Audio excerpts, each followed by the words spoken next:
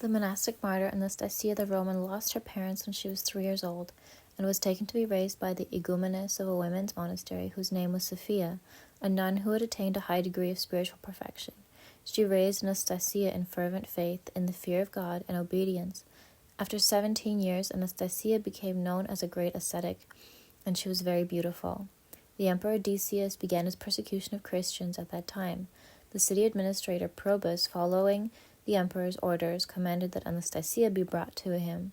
Blessed by her igumeness to suffer for Christ, the young martyr Anastasia went out to meet the armed soldiers. Seeing her youth and beauty, Probus first tried flattery to make her deny Christ. "Why do you waste your youth deprived of pleasure?" he asked. "What is to be gained by enduring tortures and death for the crucified? Worship our gods, marry a handsome husband, and live with glory and honor." While Saint Anastasia stood before the ruler, her mind stood before Christ, and with her spiritual eyes she beheld the comeliness of her bridegroom. The saint replied, "My spouse, my riches, my life, and my happiness are my Lord Jesus Christ, and you cannot turn me away from him by your deceit." Probus had her stripped of her clothing in order to humiliate her. She told him, "You can have me whipped, beaten, and cut to pieces, and then my nakedness will be hidden by my wounds, and my blood will cover my shame."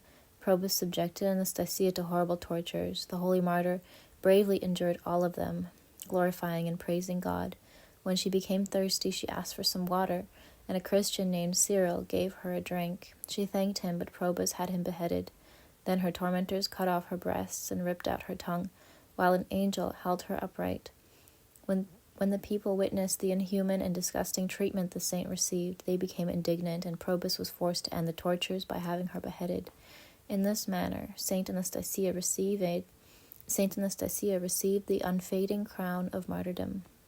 Saint Anastasia's body was thrown outside the city limits to be eaten by wild animals, but the Lord did not permit her holy relics to be dishonored. By the instructions of a holy angel, Igumeness Sophia found Saint Anastasia's mutilated body. With the help of 2 Christians, she buried it in the earth. Her right tibia with the skin is at Grigoriu Monastery on Mount Athos, and pieces of her relics are at the St. Alexander Nevsky Lavra in St. Petersburg. St. Anastasia the Roman should not be confused with St. Anastasia Pharmacolitria, who is commemorated on December 22nd.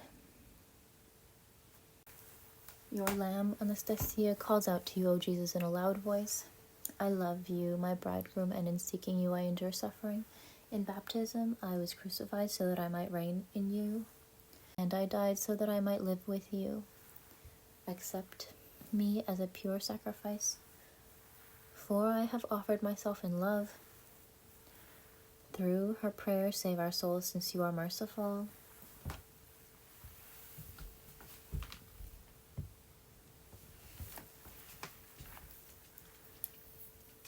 Cleansed by the waters of virginity and the blood of martyrdom, Anastasia, you grant healing of every illness to those in need, and salvation to those who come with love.